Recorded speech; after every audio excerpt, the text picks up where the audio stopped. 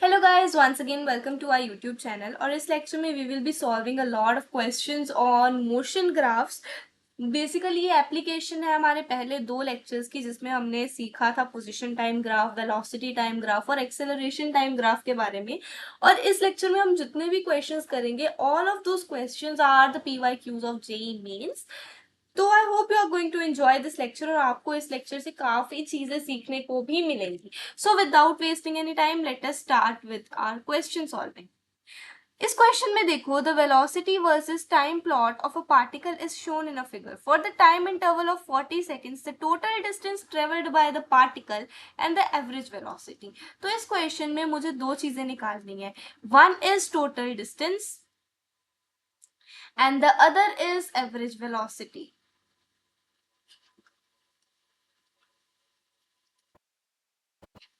अब total distance निकालने के लिए हमें क्या करना पड़ेगा, total distance will be equal to this A1 and A2।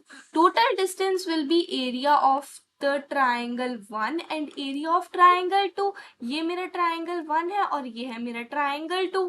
तो मुझे क्या करना है, इन दोनों के जो एरिया है उसको ऐड कर देना है। अब ट्राइंगल का area we know this is equal to half into base into height, और सेकेंड वाले का भी ऐसा ही होगा, half into base into height.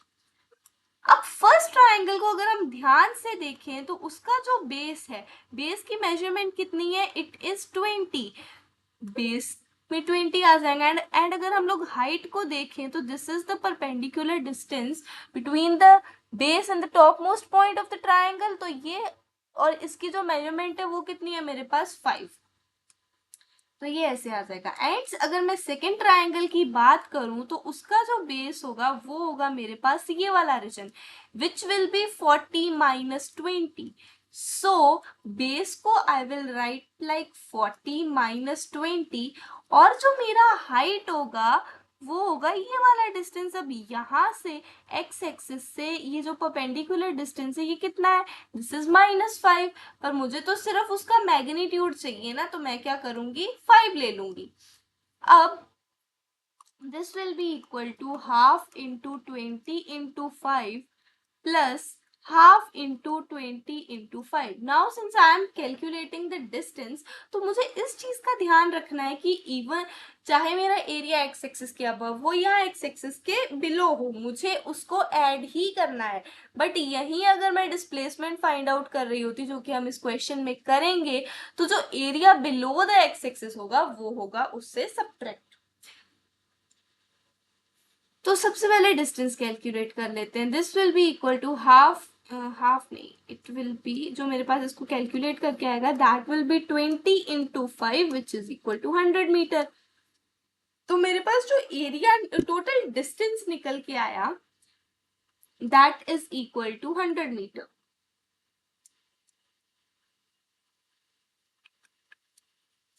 अब यही अगर हम लोग बात करें अपनी एवरेज वेलोसिटी की,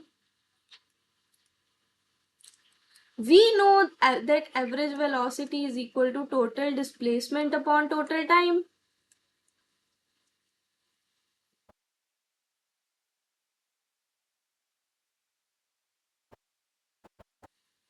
अब डिस्प्लेसमेंट क्या है, displacement is also the area, पर उसमें हम लोग क्या करते हैं, area above the x axis which is A1 उसको हम ऐड करेंगे and the area below x axis जो कि है इस क्वेश्चन में हमारा A2 उसको हम सब्ट्रैक्ट कर देंगे। और टोटल टाइम कितना है, टोटल टाइम इज 40।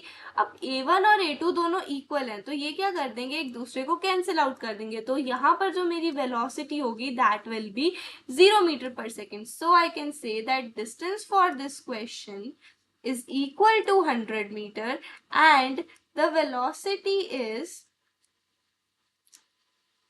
0 मीटर पर सेकेंड।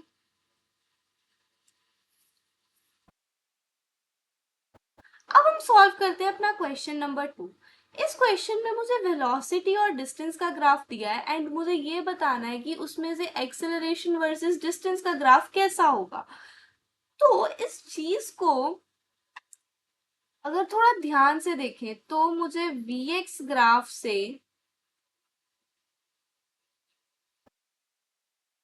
बनाना है अपना Ax ग्राफ। अब ग्राफ हम डायरेक्टली तो नहीं बना सकते, हमें सबसे पहले अपने गिवन ग्राफ को एनालाइज करना होगा, वहां से हम एक इक्वेशन निकालेंगे और उस इक्वेशन से हम लोग देखेंगे कि मेरा जो एक्स ग्राफ है वो होगा कैसा। सो जो ग्राफ मुझे गिवन है वी एक्स, दिस इज 0, और अगर मैं at x is equal to 0 अपनी जो वेलोसिटी है उसको वी नॉट सपोज कर लेती हूँ, ठीक है। अभी इस ग्राफ को देख के एक चीज तो देखो समझ आ रही है, विच इज कि ये ग्राफ एक स्ट्रेट लाइन ग्राफ है। सबसे पहली चीज तो ये स्ट्रेट लाइन ग्राफ है, दूसरा इसकी नेगेटिव स्लोप है, और तीसरा ये जो इसका y इंटरसेप्ट है वो positive, I have a positive y intercept.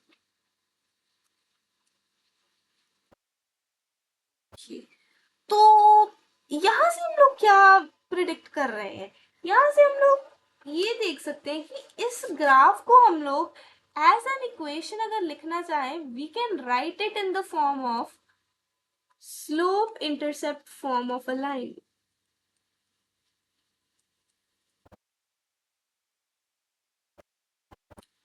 And we know very well that slope intercept form of a line is given by y is equal to mx plus c. अब इस equation में अगर हम लोग देखें तो y क्या है, y is v, m is the slope, और इस केस में मेरी स्लोप नेगेटिव है तो हम यहाँ क्या करेंगे, माइनस m सब्सटीट्यूट करेंगे, x को एज इट इज, और जो मेरा इंटरसेप्ट है उसको हम लोग लेंगे v नॉट। इतना समझ आया। अब देखो, अब acceleration can be expressed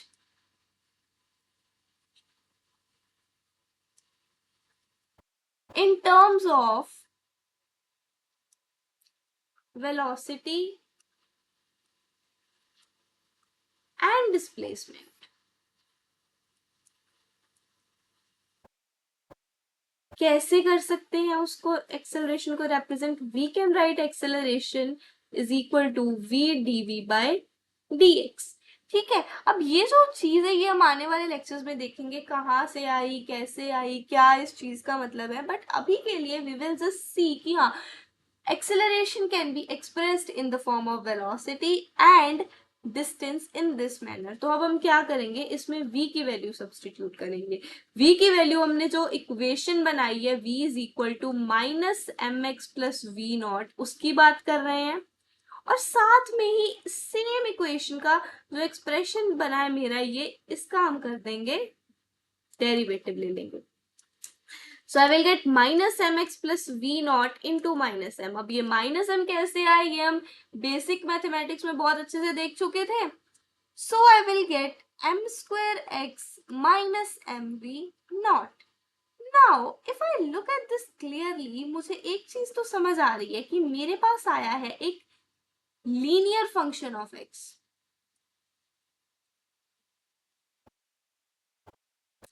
x में लीनियर फंक्शन आ गया, मतलब कि मेरे पास बनेगी एक स्ट्रेट लाइन।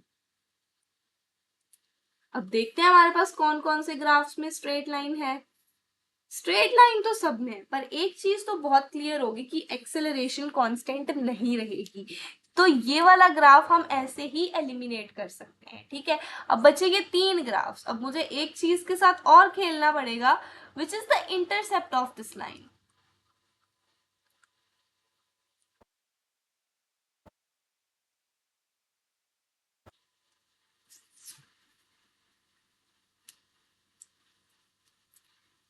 अगर मैं अपनी ये जो इक्वेशन मैंने फॉर्म की है इसको ध्यान से देखूं, I can write it as y is equal to capital m x plus c, where m is equal to m square greater than 0 and m will be greater than 0। So अगर मेरा m, if the slope is positive, तो एक चीज का ये conclusion निकाल सकते हैं कि जो c है मेरा वो तो नेगेटिव ही है। इसका मतलब अगर मेरा c नेगेटिव है तो मतलब जो मेरा इंटरसेप्ट है वो भी इस केस में क्या होगा, नेगेटिव होगा। इंटरसेप्ट की वैल्यू नेगेटिव आई। अब ये देखते हैं कि कौन सी इक्वेशन में मेरे पास इंटरसेप्ट की वैल्यू नेगेटिव है। स्लोप तो पॉजिटिव आ गई, ये नहीं, इसमें स्लोप नेगेटिव है, इसमें स्लोप पॉजिटिव है, but here the intercept is not positive, तो बचा कौन सा, बचा ये वाला ऑप्शन। सो ऐसे हम लोग इस तरह के क्वेश्चंस को आराम से इक्वेशंस बना के सॉल्व कर सकते हैं। अब आपको समझ आ रहा होगा बेसिक मैथमेटिक्स का इम्पोर्टेंस क्या है पूरे काइनेमेटिक्स में। बेसिक मैथमेटिक्स हमेशा हम लोग इसीलिए जल्दी पढ़ते हैं क्योंकि अब देखो एक ही क्वेश्चन में हमने स्ट्रेट लाइन के साथ खेला, स्लोप के साथ खेला, और वही उसी क्वेश्चन में हमारे पास डिफरेंशिएशन भी आ गई। इसीलिए बेसिक मैथमेटिक्स पढ़ना काइनेमेटिक्स से पहले बहुत ज्यादा इम्पोर्टेंट है। अब हम नेक्स्ट क्वेश्चन देखते हैं। इस क्वेश्चन में देखो, the velocity time graph of an object moving along a straight line is shown. Distance covered निकालना है। To find the distance covered we have to actually calculate the area under the graph. VT graph से distance निकालने के लिए we have to find the area under graph. अब area दो तरीकों से निकल सकता है। Method one is find the area of trapezium.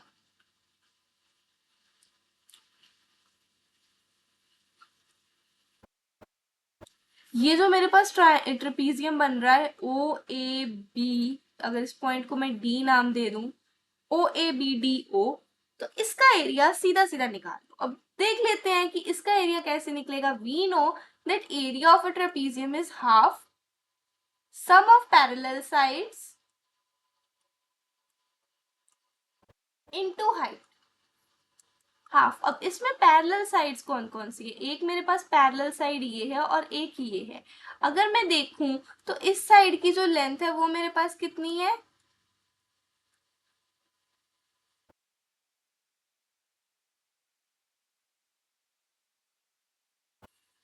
This is actually 6। तो इस साइड की जो लेंथ है मेरे पास दैट इज 6, और जो ये वाली साइड है इसकी जो लेंथ होगी that will be 4 - 2। So 4 - 2 is 2 sum of parallel sides, और इसकी हाइट कितनी है, height is basically the perpendicular distance. Perpendicular distance is 10. So this will be equal to 8 into 5, which is equal to 40 meter. Right? अब हम second method भी use करके देखते हैं। Method 2 is individual shapes का area निकालना। अब individual shapes का area निकाल के उसको add करना। Individual shape यहाँ पर कौन सी होगी, फर्स्ट वाली, सेकेंड वाली और ये थर्ड वाली। फर्स्ट इज अ ट्राइंगल, मतलब एरिया ऑफ ट्राइंगल 1 प्लस जो सेकेंड शेप है मेरे पास that is a rectangle, area of rectangle, and third is area of triangle 2। Area of this triangle will be equal to half into base into height. अब इस triangle का base है 2 और height is 10। Base is this one measurement और height is this one measurement. तो सबसे पहले देखते हैं half into base into height. ठीक है, एरिया ऑफ रेक्टेंगल निकालते हैं। अब अगर इस रेक्टेंगल को हम लोग ध्यान से देखें तो यहाँ पर लेंथ कितनी है इसकी, length is 2 and this breadth is 10। So this will be equal to length into breadth. और अगर लास्ट वाले एरिया का एरिया ट्राइंगल का एरिया देखा जाए that will also be equal to half into 10 into 2। इसके साथ ये कैंसिल हुआ, इसके साथ ये कैंसिल हुआ, which will be equal to 10 plus 20 plus 10 which is equal to 40 metre. अब ध्यान से देखो, चाहे आप ट्रेपीजियम का एरिया निकाल लो या उसको पार्ट्स में ब्रेक करके निकाल लो, जो आंसर होगा वो सेम ही आएगा। ठीक है, तो जो मेथड आपको सही लगता है you have to follow that. अब चलते हैं अपने नेक्स्ट क्वेश्चन की तरफ।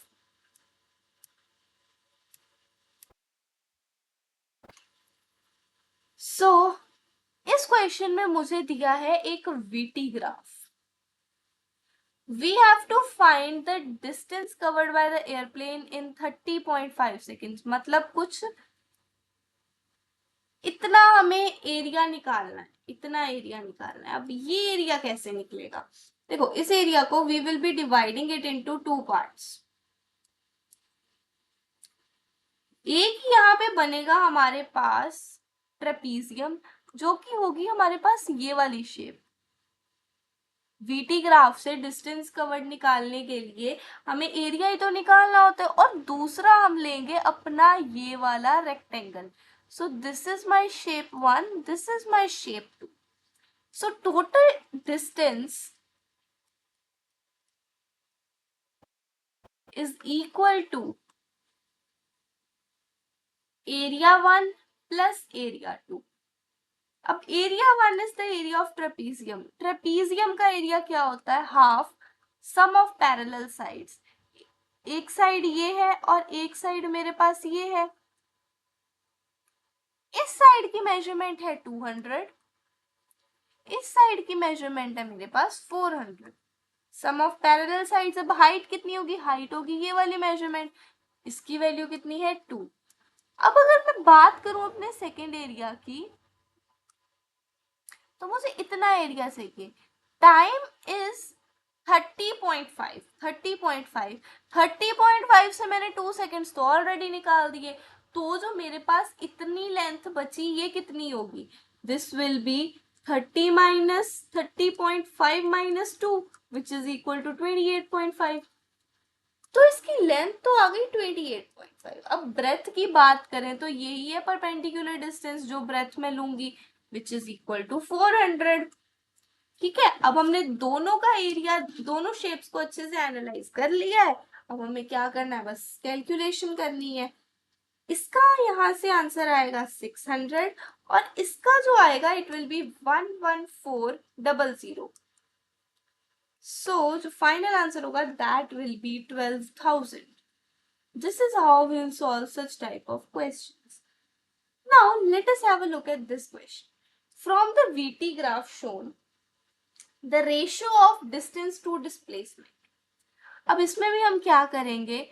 हम 1, 2, 3, 4 और 5 शेप्स लेंगे अपनी, और इन सब का इंडिविजुअल एरिया फाइंड आउट कर लेंगे। Once we found out the individual area, फिर हम उसको एड सब्ट्रैक्ट अकॉर्डिंगली कर लेंगे, whether it is above the x axis, it is below the x axis, और ऐड कर लेंगे तो हमें डिस्टेंस मिल जाएगा, और बिलो द एक्स एक्सिस वाले को जब सब्ट्रैक्ट करेंगे तो मेरे पास डिस्प्लेसमेंट आ जाएगी। बस वहीं से क्या करेंगे? रेशियो निकाल लेंगे टोटल कैलकुलेट करके। तो सबसे पहले बात करते हैं एरिया 1 की। Area 1, this is a triangle, कुछ नहीं, half into base into height लगा दो। अब इसका बेस कितना है? बेस इज 5, और अगर हाइट की बात करें, परपेंडिकुलर डिस्टेंस दैट इज 10, तो मेरे पास आ गया 25। एरिया 1 निकल आया। Now let us talk about area 2।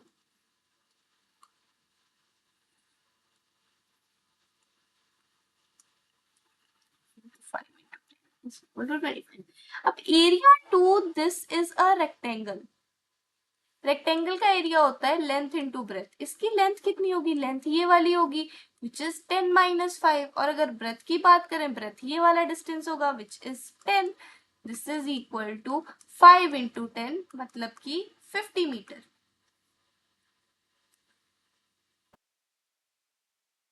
अब बात करते हैं एरिया 3 की। एरिया 3 है ये वाली shape. This shape is a trapezium, and we know that area of a trapezium is half sum of parallel sides into height. Half. अब parallel sides कौन सी है? एक पैरेलल साइड ये है, एक पैरेलल साइड ये है। 10 प्लस 20, और इसकी जो हाइट है दैट इज 5, क्योंकि this is the perpendicular distance between the two parallel lines, है ना। अगर मेरी एक पैरेलल साइड ये है, एक पैरेलल साइड ये है, तो ये क्या हो जाएगी? मेरी height, which is equal to half into 30 into 5। This is 15, which is equal to 75।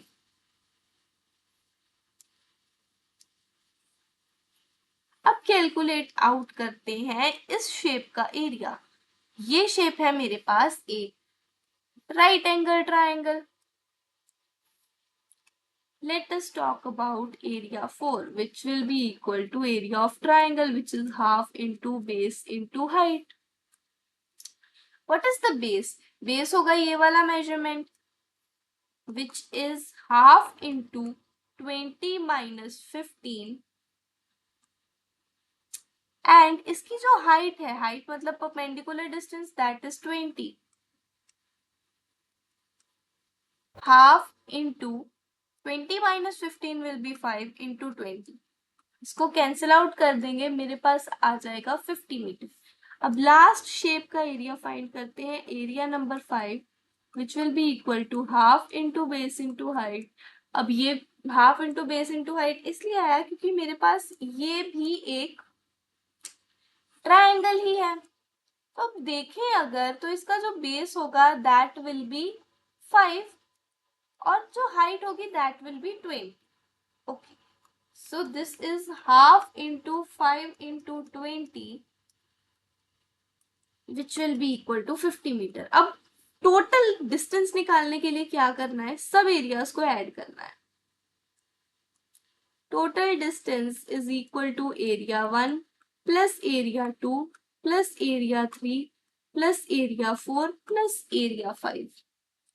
Area 1 मेरे पास आया था 25, एरिया 2 मेरे पास आया 50, area 3 was 75, area 4 was 50 and area 5 was 50. अब इन सबको हम लोग ऐड कर देते हैं. This will be 100, 150, 200 and 250. तो टोटल डिस्टेंस मेरे पास आ गया 250 metres. If we talk about total displacement, total displacement में हम क्या करेंगे, A1 plus A2 plus A3 plus A4 minus A5. अब A5 को हम लोग माइनस इसलिए कर रहे हैं क्योंकि this lies below the x axis and displacement is a vector quantity. तो वेक्टर क्वांटिटी को ग्राफ से कैलकुलेट आउट करने के लिए जो भी हमारे पास, जब भी हमें एरिया फाइंड आउट करना होता है and that portion lies below the x axis, तो हम क्या करते हैं, उसको सब्ट्रैक्ट करते हैं. और ये चीज हम पहले वाले लेक्चर्स में आराम से सीख चुके हैं कि ऐसा क्यों होता है. और अब हमें पता है कि एरिया 4 और एरिया 5 इक्वल है, तो इसको कैंसिल आउट कर देंगे. बचा क्या, A1 plus A2 plus area 3. अब एरिया 1 की वैल्यू कितनी थी, it was 25, area 2 was 50, area 3 was 75, 100 which is equal to 150 meters. So इस क्वेश्चन के लिए जो मेरा डिस्टेंस आया that was 250 और जो मेरी डिस्प्लेसमेंट आई that was 150 metre. Now let us solve the next question. ये क्वेश्चन बहुत ही ज्यादा डायरेक्ट क्वेश्चन है. आई वांट कि आप वीडियो को पॉज करें और एक बारी खुद इस क्वेश्चन को सॉल्व करने की कोशिश करें. इस क्वेश्चन में मुझे दिया है एक पोजीशन टाइम ग्राफ दो स्टूडेंट्स के लिए A and B which are who are returning from the school to their home. तो मुझे ये बताना है कि इनमें से कौन सी ऑप्शन सही होगी. A lives closer to the school. This is XA, this is XB. या B lives closer to the school. देखो XB is greater than XA, मतलब कि A को थोड़ा डिस्टेंस कवर करना पड़ रहा है ना. अब A अगर थोड़ा डिस्टेंस कवर कर रहा है तो मतलब कि A lives closer to school.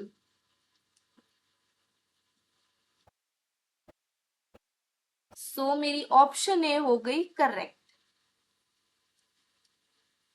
अगर A क्लोजर है तो B क्लोजर नहीं हो सकता, ये ऑप्शन ऐसे ही एलिमिनेट हो गई. Next is A takes lesser time to reach home. अब ये तो हमें पता लगेगा इसकी स्लोप से. अगर देखें हम लोग स्लोप को, तो B का जो ग्राफ है दैट इज मोर स्टीपर. अब XT ग्राफ है, स्टीपर हो गया, मतलब क्या कि वेलोसिटी ज्यादा होगी.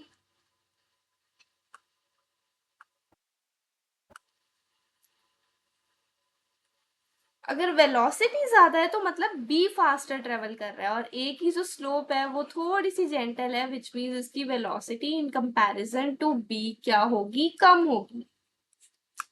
ठीक है. सो यहां से जो दूसरी ऑप्शन करेक्ट आई मेरे पास वो आई E. बहुत ही सिंपल क्वेश्चन था। इसके जो करेक्ट आंसर्स हैं that are A and B, A and E sorry. अब देखते हैं अपने नेक्स्ट क्वेश्चन को। इस क्वेश्चन में मुझे एक वीटी ग्राफ दिया है and I have to find the ratio of displacement to distance. तो इसमें भी हम क्या करेंगे, एरियाज को डिवाइड कर लेंगे, A1, A2, A3 and A4। जो टोटल डिस्टेंस होगा वो होगा सब एरियाज का सम ऑफ ऑल एरियाज,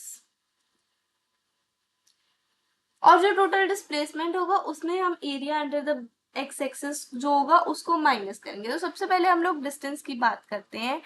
सबसे पहले एरियाज निकाल लेते हैं जो हमारे इंडिविजुअल एरियाज होंगे। ये मेरे पास शेप बन रही है एक रेक्टेंगल की। रेक्टेंगल की जो एरिया होता है that is length into breadth. इसकी जो लेंथ है दैट इज 2 एंड इसकी जो ब्रेथ है this vertical distance that is 8। So this will be equal to 16 metre. Second की बात करें एरिया की, तो ये जो मेरे पास एरिया होगा ये भी एक रेक्टेंगल है, L इंटू बी। इसकी जो लेंथ है that will be equal to 4 minus 2, और इसकी ये जो ब्रेथ है ये ग्राफ जा रहा है 4 तक, तो ये आ जाएगा 4 which is equal to 2 into 4। ये आ गया मेरे पास 8 मीटर। अब मेरे पास आया area 3। Area 3 is also a rectangle. It will B length into breadth. Length कितनी है मेरे पास, दिस विल बी 8 माइनस 4, क्यों, क्योंकि फाइनल जो इसका हेड है दैट इज एट 8 और इसकी जो टेल है दैट इज एट 4। और if I talk about the breadth, तो ये जो वर्टिकल डिस्टेंस है that is 4। So 4 into 4 which is equal to 16। अब बात करते हैं लास्ट एरिया की विच इज एरिया नंबर 4। ये भी एक रेक्टेंगल है, लेंथ इंटू ब्रेथ। इसकी लेंथ कितनी होगी 10 माइनस 8 और इसकी जो ब्रेथ है दैट विल बी 4। सो ये आ जाएगा 2 into 4 which is equal to 8। अब टोटल डिस्टेंस के लिए हमें सब एरियाज को ऐड करना है, A1 plus A2 plus A3 plus A4। A1 कितना है, here A1 is 16, A2 is 8, A3 is 16 and A4 is 8। So ये मेरे पास आ जाएगा 48 मीटर्स। अब बात करें टोटल डिस्प्लेसमेंट की, total displacement will be A1 minus A2 plus A3 minus A4। अब हम A2 और A4 को माइनस करेंगे क्योंकि ये एरियाज लाई कर रहे हैं बिलो द एक्स एक्सिस, और हम जब डिस्प्लेसमेंट फाइंड करते हैं तो ऐसे ही करते हैं। So 16 minus 8 plus 16 minus 8, this will be 32 minus 16 which is equal to 16 metre. अब उसने मुझे बोला था रेशो फाइंड आउट करने के लिए, ratio of displacement to distance.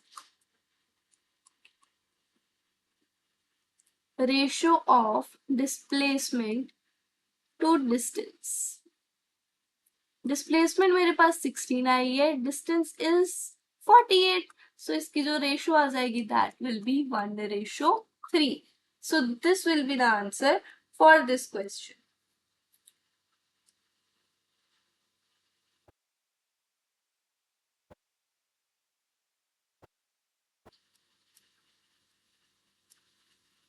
अब हम देखते हैं इस क्वेश्चन को। इस क्वेश्चन में मुझे position, velocity and acceleration of a moving particle with constant acceleration.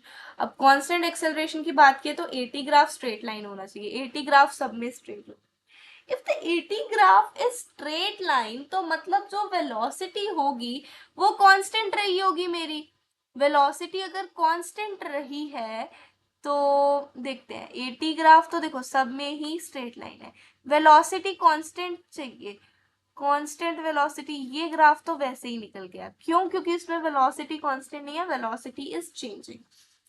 और इस ग्राफ में स्लोप इज नेगेटिव, ये भी निकल गया। अब मैंने आपको एक पॉइंट बताया था कि जब भी मेरा AT ग्राफ एक हॉरिजॉन्टल लाइन होगा, उस केस में मेरे पास जो मेरा XT ग्राफ होगा that will B concave up. तो अगर मेरा ग्राफ कनकेव अब ये कहाँ से आया, कैसे आया, ये हम XT ग्राफ वाले लेक्चर में बहुत अच्छे से देख चुके थे। तो कनकेव अप ग्राफ मुझे कहाँ मिल रहा है, यहाँ पर। तो इसका सीधा सीधा ये ऑप्शन सही हो गया। That's it. अब इस क्वेश्चन में मुझे दिया हुआ है the velocity displacement graph is shown in the figure, the acceleration displacement graph. अब Vx ग्राफ से हमें बनाना है Ax ग्राफ। ऐसा क्वेश्चन हम ऑलरेडी सॉल्व कर चुके हैं, तो ये है आपका होमवर्क क्वेश्चन। नेक्स्ट क्वेश्चन में मुझे VT ग्राफ दिया है और मुझे बताना है कि उसका जो एक्सेलरेशन टाइम हो ग्राफ होगा वो कैसा होगा। VT ग्राफ से एक्सेलरेशन टाइम ग्राफ तक जाने के लिए हमें चाहिए होती है वेलोसिटी। अब सबसे पहले देखो, जो मेरी वेलोसिटी है वो कर रही है डिक्रीज, मतलब कि कांस्टेंट है, वेलोसिटी डिक्रीज कर रही है और एकदम स्ट्रेट लाइन में जा रही है। मतलब जो मेरी एक्सेलरेशन होगी, जो इस लाइन की स्लोप आएगी वो कांस्टेंट स्लोप आएगी।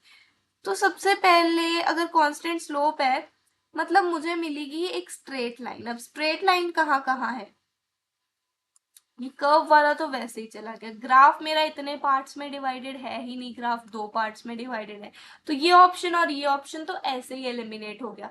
अब स्ट्रेट लाइन ग्राफ कांस्टेंट उसकी एक्सेलरेशन है, ये तो एक्सेलरेशन इंक्रीजिंग का ग्राफ है। सो एक्सेलरेशन अगर बिल्कुल वेलोसिटी अगर ऐसे जा रही है, उस लाइन की जो स्लोप है वो कांस्टेंट आएगी, तो एक्सेलरेशन उतने टाइम पीरियड के लिए कांस्टेंट रहेगी, मतलब सेम रहेगी। तो ये जो ग्राफ है ये इसका सही आंसर हो जाएगा। That's it. अब इस क्वेश्चन में हमें टोटल डिस्टेंस कवर्ड निकालना है। This is also your homework question, क्योंकि इसमें सिर्फ एरिया कैलकुलेट आउट करना है और इसको हम बहुत आराम से कर सकते हैं।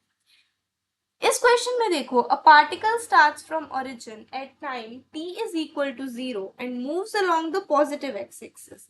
The graph of velocity with respect to time is given. You have to find the position of the particle at time t is equal to 5 seconds. इस क्वेश्चन में इतना सा ग्राफ मुझे कंसिडर करना है, ठीक है, और मुझे क्या करना है, पोजीशन बतानी है। पोजीशन बतानी है का मतलब क्या है, मुझे इस ग्राफ का ना एरिया फाइंड आउट करना है। तो इस क्वेश्चन को भी आप खुद सॉल्व करेंगे, क्योंकि इसमें कुछ नहीं करना, सिर्फ एक एरिया फाइंड आउट करना है। अब ये क्वेश्चन देखो, इसमें मुझे VT ग्राफ दिया है, the difference between distance traveled by the car and scooter in 15 seconds, and then you have to find the time at which the car will catch up the scooter. ये question भी बहुत ही ज्यादा simple है। I want you guys to try this question out. So मैंने